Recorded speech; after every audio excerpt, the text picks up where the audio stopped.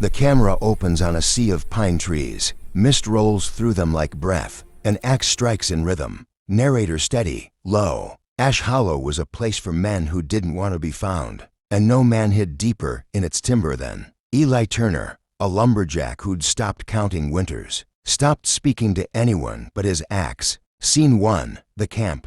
At dawn, the forest woke with groans of saws and the crack of falling trunks. Eli worked alone, sleeves rolled, eyes hollow. The other loggers joked that he'd been carved from the same wood he cut. He never joined their laughter. When the noon bell rang, a wagon rattled up the muddy road.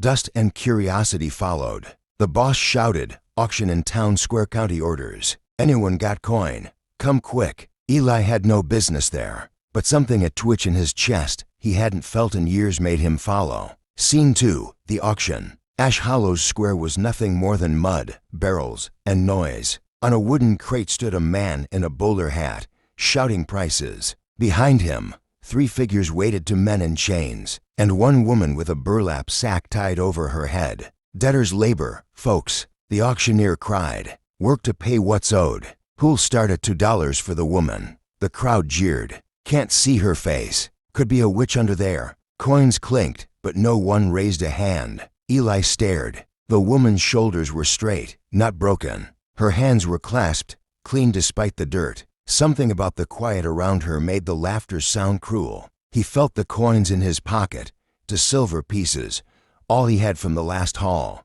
He lifted his hand. $2, he said. The crowd fell silent. "Sold," the auctioneer barked, grinning. "To the lonely lumberjack. May God have mercy on his supper table." The woman was led to him. Eli cut the rope binding her wrists, then nodded toward his wagon. "Come on," he muttered. "Let's get out of here." She followed without a word, the sack still hiding her face. Scene 3, the cabin. Eli's cabin sat at the edge of the forest, smoke curling from its crooked chimney. Inside, a cot, a stove, and the smell of pine tar. He poured water, slid it toward her. "You can take it off," he said. She didn't move. "You're free now," he added, quieter. Her voice came muffled through the sack. "No one's ever free. Not truly." Eli blinked. That voice soft, measured, like someone who'd known gentler places. He turned to stoke the fire. "Rest if you need to. I'll be outside." Hours later,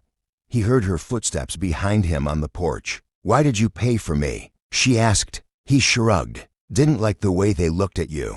"That's not an answer. It's all I've got." The wind whispered through the trees. Somewhere far off, a wolf howled. Scene 4, nightfall. Moonlight leaked through the shutters. Eli lay on the floor by the fire, half awake, half dreaming of the brother he'd lost beneath a falling pine. Then, a rustle. The woman stood beside the cot, sack still on, hands trembling. "You should know my name," she whispered. Eli sat up. "You don't have to." "I do." She untied the rope at her throat. The burlap slipped away. Her hair fell, dark and tangled, her face bruised but fierce. Eyes the color of riverstone met his. "My name is Anna Whitlock." Eli's breath caught. That name carried through every tavern. Tale into counties, the merchant's daughter who'd vanished after the Whitlock fire. Presumed dead. He rose slowly. "That's not possible." She stared at him, voice shaking. "You were there that night, Eli. You just don't remember me."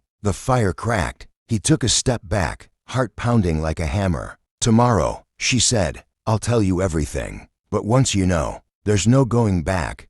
Morning in Ash Hollow smelled of resin and secrets. The sun had barely risen, but trouble was already awake. Inside a crooked cabin at the forest's edge, a man and a woman sat facing the ghosts they'd both tried to bury. Scene 1, before the storm. Eli Turner poured black coffee into tin mugs. His hands shook, not from the cold but from the name echoing in his skull, Anna Whitlock. He'd heard that name whispered in every tavern after the fire 3 winters back. The merchant's daughter burned with her family, estate reduced to ash. Only the sheriff knew the truth of that night, and even he didn't tell it sober. Now she was sitting in his cabin, alive, eyes fixed on the window as though she expected the forest itself to move. "Say it," Eli muttered. "Say how you know me." Anna didn't turn. "You cut the tree that killed your brother. You remember the sound?" He flinched. "I was there," she said quietly. My father sent men to buy timber that week. I followed them into the woods. When the trunk fell, I screamed. You looked up just once and saw me. Then your brother was gone." Eli stared at her, jaw tight. "That was an accident." She nodded. "So was the fire that took my family? But someone made both accidents happen." Scene 2, names in the ash. Anna placed something on the table, a charred silver locket. Inside was a tiny drawing of a house in flames. "This was found in your camp," she said. "Your foreman sold timber to the same man who paid to torch our home. You were only a worker, Eli, but he used your name on the ledger." Eli's stomach turned. "My name?" "Yes, to hide his own. That's why I was sold at the auction, because I tried to prove it." The room went still except for the creak of the cabin. Outside, crows screamed over the pines. Eli rubbed his temples. "You came here to find him." "I came here to find you," Anna said, "because you're the only one left who can set it right." Scene 3, footsteps in the snow. By dusk, the forest was whispering again. Eli chopped wood to keep from thinking. Each swing of the axe was heavier than the last. He heard movement behind the tree-lined footsteps, slow and deliberate. He reached for his rifle, but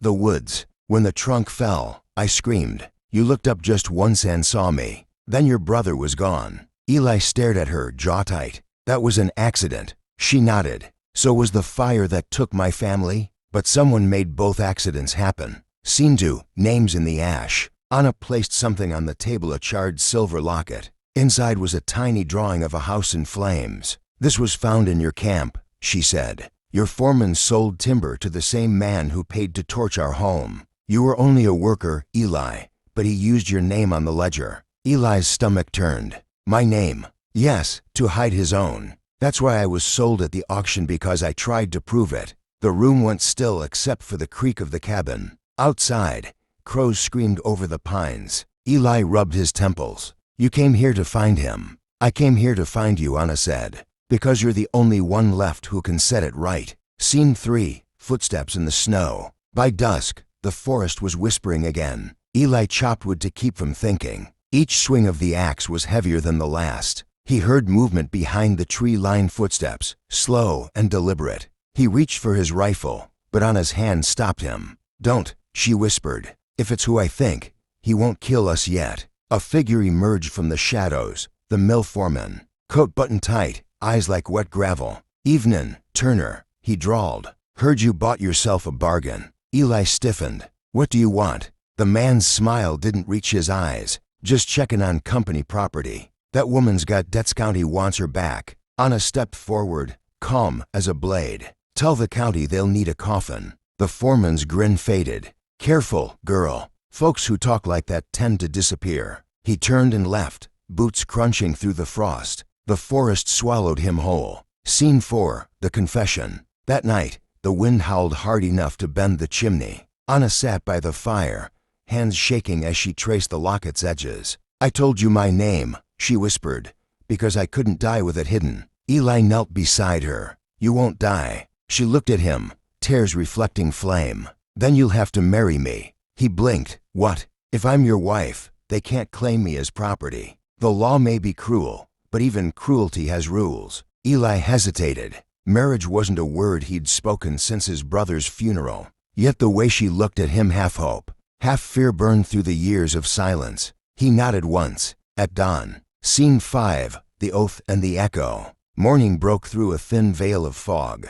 They stood outside the cabin, no preacher, no witnesses, only the sound of river water below. Eli took her hand. By axe and by timber, I keep you safe, he said softly. She smiled faintly. By fire and by name, I set us free. They sealed it not with a kiss, but with a shared breath in the cold. Then, from deep in the forest, came the sharp crack of a rifle. The tree beside them splintered. Anna gasped. He's come back. Eli grabbed his axe, eyes blazing. Let him. The forest fell silent again, as though holding its breath for what came next. Closing narration. Narrator gravelly, slow. In the heart of Ash Hollow, a man who'd lost everything just promised to fight for something again. And the woman with a name worth dying for had just painted a target on both their hearts. The screen fades to black. Narrator. And in that small cabin, two ghosts breathed the same air. A man who'd buried his past and a woman whose name could dig it up again. Camera pans to the dark woods beyond the cabin. A single lantern flickers in the distance, as if someone or something has been watching all along.